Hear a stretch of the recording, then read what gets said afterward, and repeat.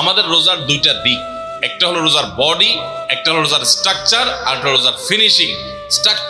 স্ট্রাকচারটা দাঁড়াবে আপনি সবে সাদিক থেকে নিয়ে সাহারি থেকে নিয়ে ইফতারি পর্যন্ত আপনি কিছু পান করলেন না, আহার করলেন না, এবং যৌনাচার থেকে বিরত থাকলেন, বৈধ সেটা থেকেও বিরত থাকলেন, তাহলে আপনার রোজার স্ট্রাকচারটা দাঁড়িয়ে গেল।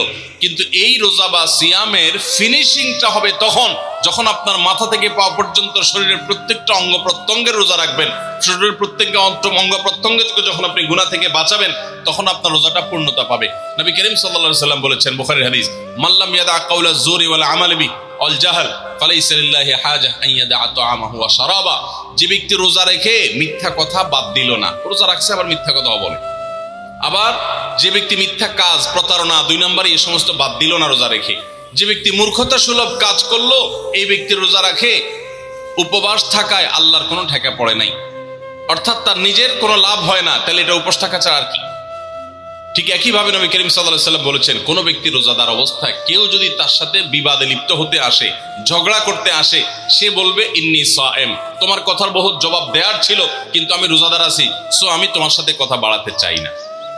ভাইরা আমার, আমাদের রোজার সবচেয়ে বড় ভুল যদি আপনি আমাকে জিজ্ঞেস করেন, তো আমি বলবো সবচেয়ে বড় ভুল হলো যে আমরা রোজা রেখে নানান পাপাচারে লিপ্ত হই, নানান গুনাহে লিপ্ত হই। আমরা রোজা শুধু পেটের রাখি, আমরা আমাদের শরীরের অন্যান্য অঙ্গ প্রত্যঙ্গের রোজা রাখতে পারি না। রোজা মনেরও করতে হয়, মন দিয়ে কোনো খারাপ চিন্তা করব না, খারাপ জল্পনা কল্পনা করব না, অন্যায় কোনো কিছু করব না, মনের ভিতরে হিংসা রাখবো না, বিদ্বেষ রাখবো না, কারোর প্রতি শত্রুতা রাখবো না, এটা মনের রোজা। আর পুরো শরীর যখন রোজা রাখবে, তখন এই ব্যক্তি হবে এমন রোজাদার যেই রোজার স্ট্রাকচারও ঠিক আছে, ফিনিশিংও ঠিক আছে। পূর্ণাঙ্গ রোজা রেখে এই ব্যক্তি রাইয়ান নামক গেট দিয়ে প্রবেশের উপযোগী, এই ব্যক্তি স্বয়ং আল্লাহর কাছ থেকে কিয়ামতের ময়দানে সেই মহাপুরস্কারের উপযুক্ত। এই ব্যক্তি সিয়ামের মাধ্যমে কোরআন এবং হাদিসে যত পুরস্কারের কথা বলা আছে সবগুলোর উপযুক্ত হতে পারবে।